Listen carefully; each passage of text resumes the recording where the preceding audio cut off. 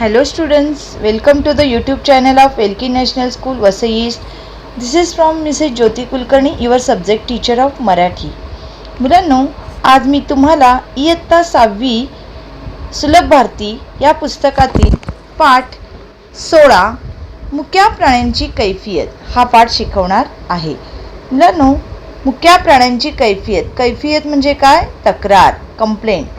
आता यात मुके प्राणी यानी जानवर जो बोल नहीं सकते हैं उनको मुका यानी जो मराठी में जो बोल नहीं सकते हैं. तो जानवर बोलते हैं क्या? कोई भी एनिमल्स बोलते नहीं, बट उनकी फीलिंग्स होती है. तो उनकी फीलिंग्स क्या है ये बुक में, ये लेसन में बताया गया है. और फीलिंग के साथ उनकी तकरार है. तो कौन सी तकरार है यानी कंप्लेंट क्या है ये हम लोग अभी देखेंगे. तो ह्याचे लेखक आहेत ज्योती वैद्य शेटे, ह्या लेखिका आहेत. तर मुलांनो, ह्या पिक्चरमध्ये तुम्ही बघू शकताय एक माणूस आहे, तो गाय आहे, इथे मासा आहे, चिमणी आहे यानी स्पैरो. तो ये सब दोनों एक दूसरे से सब लोग बातें कर रहे. तो हम लोग अभी स्टार्ट करेंगे लेसन को. माणूस वनामध्ये गायी चरायला घेऊन गेला.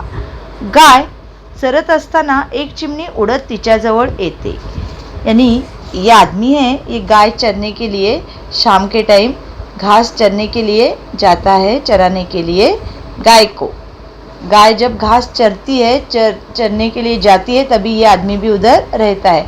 तो ये सीन थोड़ा सा नाटक जैसा दिखाया है कि वो लोग बात कर रहे हैं एनिमल्स, और ये आदमी को सुनाई सब दे रहा है. तर चिमणी चिवचिव करत, तिकडे कोण ग?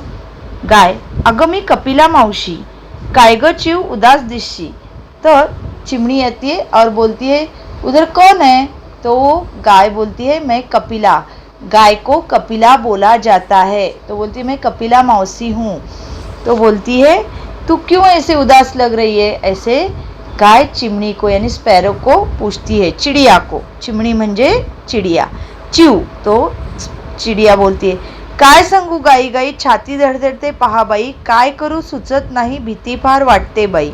वो बोलते कैसे तुम्हें बताऊं, मुझे तो मेरी तो छाती यानी मुझे एकदम दिल मेरा धड़कने लगा है, डर लग रहा है, और कैसे मैं तुम्हें बताऊं. तो गाय पूछती है अगं चिवताई, मोबाईलचा आवाज तुझं सहन होत नाही, आहेस तू नाजूकशी, आवाजाने होशी कासावीशी.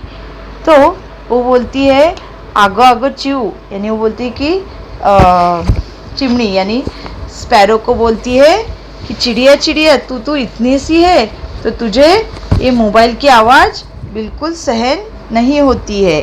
तो तू इतना चिल्ला के, इतनी तू छोटी है तो मोबाइल की आवाज़ से तुझे सहन नहीं होता है ना, ऐसे वो बोलती है. गाय ने अपने डोळे पुसले यानी गाय के आँख में ये बोलते बोलते पानी आ गया. चिव, कपिला मावशी काय झाले ग, तुझे सुद्धा डोळे का पाणावले? काय सांगू चिवताई, प्लॅस्टिकचा बघ ढीग किती, घासाबरोबर प्लॅस्टिक जाते, माझे तर पोटशूळ उठते. तो गाय के आँख में पानी आता है. तो वो चिड़िया पूछती है कि क्या हुआ, तेरे आँख में क्यों पानी आ गया? तो गाय बोलती है देखो ना, ये सब कचरे का पूरा ये भंडार कचरे का ये पूरा ये जमा हुआ है, कचरा जमा हुआ है, और उसके साथ प्लास्टिक है, वो मुझे मालूम नहीं पड़ता और मैं वो खा लेती हूँ और मेरा पेट बहुत दर्द करता है, इसलिए मेरे आँख में पानी आ गया. म्हणजे गाईच्या पण पोटात दुखतं ना कचऱ्याच्या ढिगामध्ये, ती खात असते काय ना काहीतरी. वो जानवर है, ती जानवर है, त्यांना काही कळत नाही है ना. जब खाने के बाद उनको पता चलता है कुछ तो गया है, तो लेकिन वो बोल नहीं पाते हैं क्योंकि वो मुके प्राणी असतात यानी बोल नहीं पाते, ऐसे एनिमल्स आहे. तर चिवताई आता काय म्हणते बघा. काय करावे सुचत नाही, मानव शहाणा होतच नाही.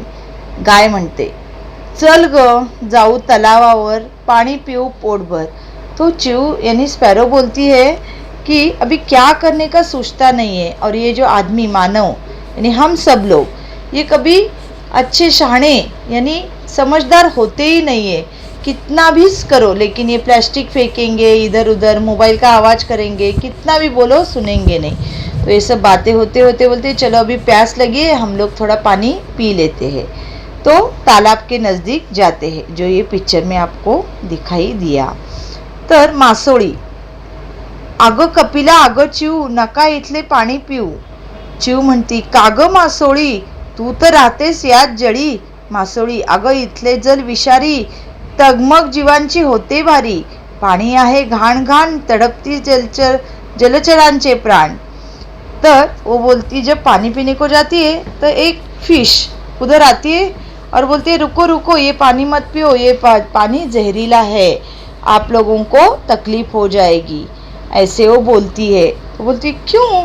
तो वो बोलती है कि अगर इधर पूरा जहर फैला हुआ है तो उसने में 2 मिनट में उधर से नागोबा यानी नाग आते हैं, इसलिए वो पानी पूरा जहरीला हो जाता है। जो पानी में नाग रहते हैं वो अपना विष उधर छोड़ते हैं, इसलिए वो पानी जहरीला रहता है। तो बच्चों, नाग भी उधर क्यों रहते हैं? क्योंकि नाग के लिए भी जगह नहीं छोड़ी है। तो वो आगे बोलते हैं, नागोबा, नाही वारू नाही शेती मला पकडून लाह्या देती, नको नको ती अंधश्रद्धा मानवा डोळे जरा उघड आता. यानी गाय माणसाला उद्देशून बोलते. अभी नाग बोलता है, मैं किधर जाऊं? जब वारुड़ यानी जो सांप का रहने वाला घर, देखो बच्चों, खेत रहता है, खेत में छोटा सा ऐसे बड़े बहुत से होल छोटे मोटे रहते हैं जिधर सांप रहते, वही घर नहीं छोड़ा, खेती नहीं चढ़ी, हर जगह बिल्डिंग वगैरह, तो मैं किधर जाऊं? तो मुझे रहने के लिए जगह चाहिए, तो मैं इधर आ गया और गलती से मेरा ये विष उसमें आ गए, तो मैं भी क्या करूं? ऐसे वो बोलता है. तो अभी गाय बोलती है, मनुष्याला उद्देशून, मनुष्याला यानी हम लोगों को, पीपल को, सबको जानबूझ के बोलती है, का मुक्या प्राण्यांना त्रास देता, का जंगलाचा करता रास, वाघोबा मग घालतात झडप, तुम्हालाच करतात पोटात गडप. वो बोल रही है, गाय बोल रही है कि आप सब जानवरों को क्यों तकलीफ दे रही है? फिर अगर जंगल भी नष्ट हो जाएंगे, फिर बाघ आएगा और तुम लोगों को खाएगा और फिर एकदम से ढकार देगा. इसलिए आप बहुत से जन अभी जंगल के भी लकड़ी तोड़ के जंगल में पेड़ ही नहीं रख रहे. तो बच्चों, अगर जंगल में अगर पूरा पेड़ नहीं रहेगा तो जंगल के प्राणी बाहर आ जाएंगे और आप लोग जंगल में रहोगे, इंसान जंगल में रहेंगे, यानी आप लोग एनिमल हो जाओगे नहीं ना. तो इसलिए हम लोगों को प्रोटेक्ट करना चाहिए. एनिमल्स के लिए जो घर है उनका वो प्रोटेक्ट रखना ही चाहिए. सर्व प्राणी, मानवा मानवा ऐक तर खरे, वनचरे आता नच तुझ सोय रे, करत राहशील जर प्रदूषित सारे, धरती माता देईल दूषणे, तडपशील मग दुधा विना, तडपशील मग अन्ना विना, तेव्हाच होईल आमचे स्मरण. तर मानवा मानवा ऐक खरे यानी सब प्राणी जो जमा हुए, जैसे कि नाग है, स्पैरो है, गाय है, वो मछली है, ये सब लोग बोलते हैं कि आदमी आदमी सुनो, यानी हम सबको बोल रही है कि अगर तूने वनचरे यानी जो वन में रहते हैं, जलचर यानी जो जल में रहते हैं, और भूचर यानी धरणी में जो भूचर और जलचर जैसे कि फ्रॉग है, ये है, कॉकोटाइल है, वो सब लोग, अगर तुम लोग ये सब गंदा करोगे तो ये लोगों को रहने के लिए जगह नहीं रहेगी. और अगर आप लोगों गाय को प्रॉपर खाना नहीं मिलेगा तो आपको दूध कैसे मिलेगा? दूध नहीं मिलेगा तो आप घी कैसे खाओगे, दही कैसे खाओगे? तो तड़पशील अन्ना विना, और ये फसल कैसे होगी? अगर ये जानवरों का भी बहुत अच्छा हाथ है, जैसे कि बैल है, और पानी, मछली भी पानी साफ करती है, अगर आप पानी में विष हो गया तो आप पानी कैसे पियोगे? कहने का मतलब क्या है कि सब अपने हाथ में है कि हम लोग सब पूरा नेचर को कैसे रखें, एटमॉस्फेयर अच्छा हमें रखना ही चाहिए. तो ये ऐसे सब बोलती है. अभी आगे, तर जागृत होऊन राखशील पर्यावरण, जागृत होऊन राखशील पर्यावरण. तो बोलते अगर अभी भी संभल जाओ, जग जाओ और पर्यावरण यानी जो इन्वायरमेंट है वो अच्छा रखो. तो मानुस खाली मान घालतो, ये जो आदमी है पिक्चर में दिख रहा है उसको वो समझ में आता है, ये लोग सब बातें करते और वो नीचे मुंडी डालता है. क्यों? उसको शर्म आती है, हम लोग ही पूरा एटमॉस्फेयर गंदा कर रहे. तो अगर हम लोग ऐसे गंदा करेंगे तो हम लोग अच्छी तरह से, हमें खाने को भी नहीं मिलेगा, पानी नहीं मिलेगा, अगर गाय ऐसे प्लास्टिक विस्टिक खाएगी तो हमें दूध भी नहीं मिलेगा, इसीलिए पूरा ॲटमॉस्फिअर साफ रखना चाहिए.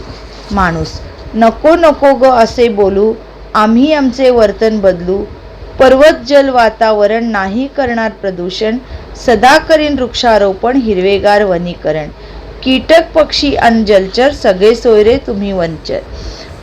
यानी वो बोलते हैं नको ऐसे मत बोलो, हम लोग हमारे बिहेवियर चेंज करेंगे, हमारे में बदलाव लाएंगे और हम लोग प्रदूषण यानी जो पूरा प्रदूषण जो मायसी हुआ है, ग्लोबल वार्मिंग बोलते हैं, वो हम लोग सुधरेंगे और पूरा वृक्षारोपण यानी पेड़ लगाएंगे, पूरी हर जगह हरा हरा पूरा ग्रीनरी करेंगे. और जो इंसेक्ट है, कीटक यानी इंसेक्ट, पक्षी, जलचर, ये सब हमारे सगे सोयरे यानी अपने हैं, तो हम लोग उनको भी बचाएंगे, आप लोगों को भी बचाएंगे और हमारे में चेंजेस लाएंगे और पूरा एटमॉस्फेयर इन्वायरमेंट प्रदूषण नहीं यानी साफ रखेंगे, गंदा नहीं करेंगे ताकि आप लोगों को तकलीफ ना हो. तो ये उन्होंने अपना जो आदमी है जो गाय को चराने के लेके जाता है, उसने सब गाय और स्पैरो है, नाग है, मछली है, इन सब के साथ बात करते. तो बच्चों मॉरल क्या है, हम लोग एटमॉस्फेयर अच्छे रखेंगे तो हमें वो प्राणी एनिमल्स है वो हमें अच्छा ही देंगे. अगर देखो बच्चों, अगर आप लोग उनके लिए कुछ करोगे तो वो भी आपके लिए कुछ अच्छा करोगे. जब बहुत से जन रहते हैं नाक को दूध डालते हैं, लहिया डालते हैं, वो अंधश्रद्धा है. इसी बहाने उसको बाहर लेके आते हैं, पकड़ते हैं, ये गलत है. जिसको उधर घर है उसका उधर ही उसको रहना चाहिए, नहीं तो वो बाहर आएगा तो उसका विष दे देगा और फिर पानी पीने लायक भी नहीं रहेगा. आता शब्दार्थ. कैफियत यानी तकरार, जो उनकी तकरार, ये सब उनकी कंप्लेंट थी हमारे लिए. कौन सी कंप्लेंट? जो मोबाइल का आवाज़ भी, मोबाइल से आवाज़ से सबको तकलीफ़ होती है, तो ज़रा कम यूज़ करो, ऐसे उन्होंने बोला है. कासावीस होने, मोबाइल के बच्चों अपने लिए भी हानिकारक है. हाँ, एडवांस है, टेक्नोलॉजी है, ये बात अलग है, लेकिन एक सर्टन लिमिट तक उसको यूज़ करना चाहिए. कासावीस होणे, व्याकुळ होणे, यानी जब पानी पीने के लिए आते हैं तो वो बहुत प्यासे हो जाते हैं, त्याला व्याकुळ. डोळे पाणावले, दुःख होणे, यानी उनके आँख में पानी आया तो त्याला डोळे पाणावणे, रडू येणे. पोटशूळ होणे, यानी पेट में दुख रहा था किसके? गाय के, जो प्लास्टिक खा रही थी तभी. जलचर यानी पाण्यात राहणारे प्राणी, जो जल में रहते हैं प्राणी, उनको जलचर बोला जाता है. जैसे कि कौन जल में रहते हैं? मछली है, कॉकोटाइल है, टॉर्टाइज है, वो. डोळे उघडणे और जागरूक होणे, सावधान होणे. सगे सोयरे यानी अपने नातेवाईक. रास यानी नष्ट. दूषण देणे, दोष देणे. स्मरण आठवण. वनचरे वनात राहणारे, ये वनचरे यानी वन में रहने वाले, जैसे कि हाथी है, बाघ है, चीता है, ये सब वन में रहते. तो उनको जगह नहीं मिलेगी तो आके आप लोग हम सबको खा डालेंगे. और इसीलिए बोला गया है कि जहाँ पेड़ लगाओ और उनको वन में ही अच्छी तरह से रहने दो. तो ये था अपना आज का लेसन. Thank you.